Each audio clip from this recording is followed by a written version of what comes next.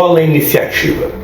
Lá pelo terceiro turno, alguns jogadores já se levantam da mesa, pegam o celular e começam a reclamar que o combate está muito demorado.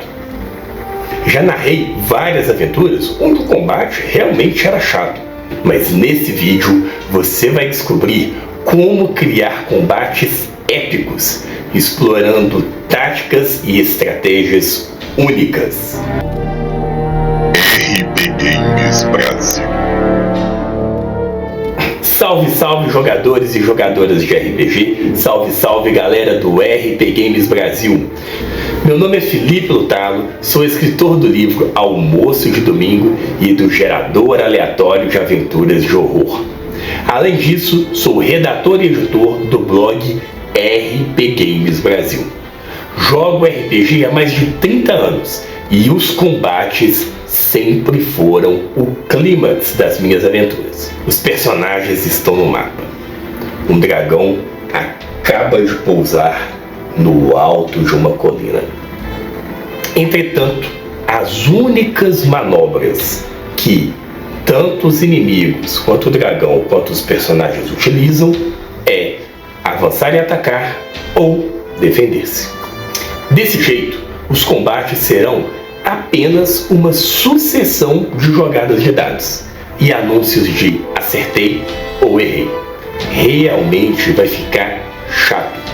Nesse vídeo eu vou mostrar como deixar o combate épico focando no protagonismo dos PDJs, explorando táticas de combate, vantagens, desvantagens, habilidades e muito mais.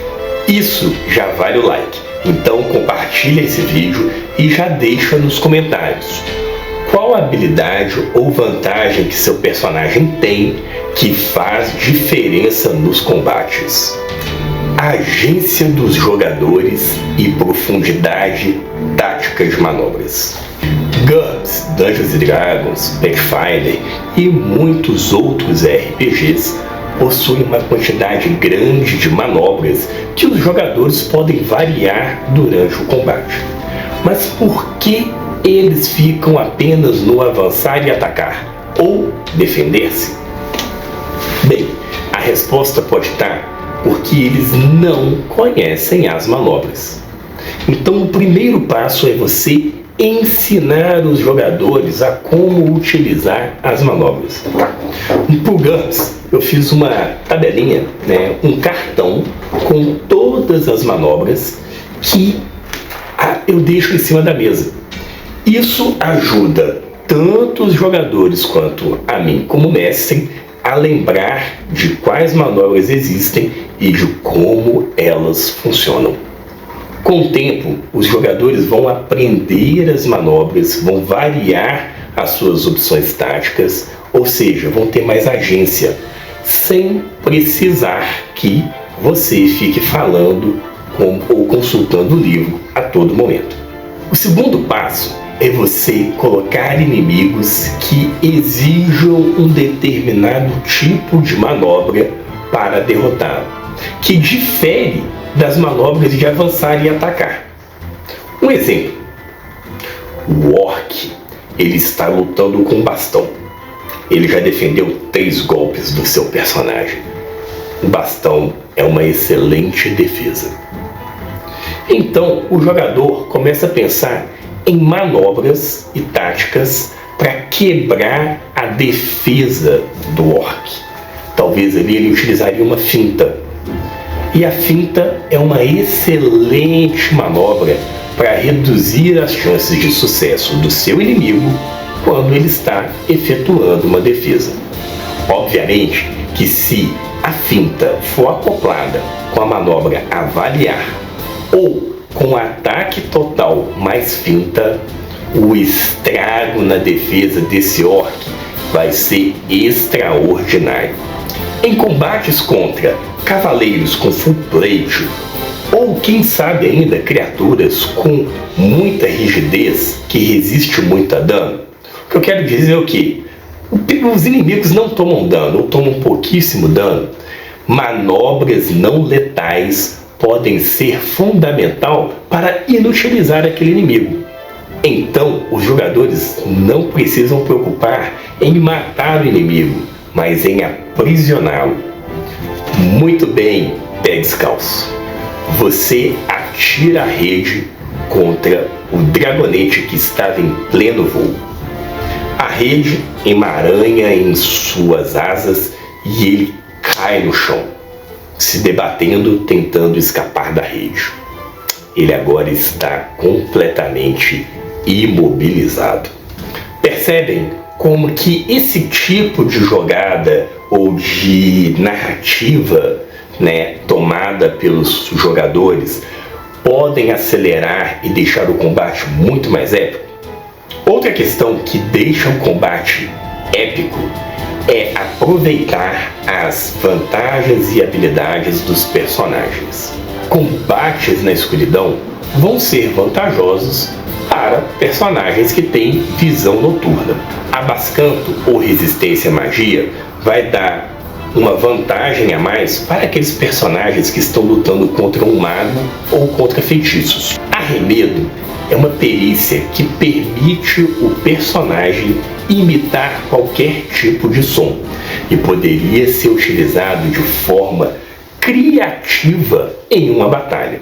Ok, meu personagem imita o som da corneta do inimigo e ele toca o som de retirada.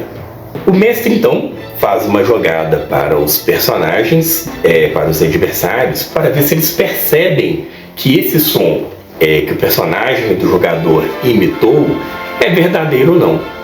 E se eles não perceberem, alguns poderão se retirar do campo de batalha, aumentando aí a vantagem dos PDJs. Em outra situação, um bando de goblins está atacando uma vila, mas primeiro eles precisam atravessar uma ponte.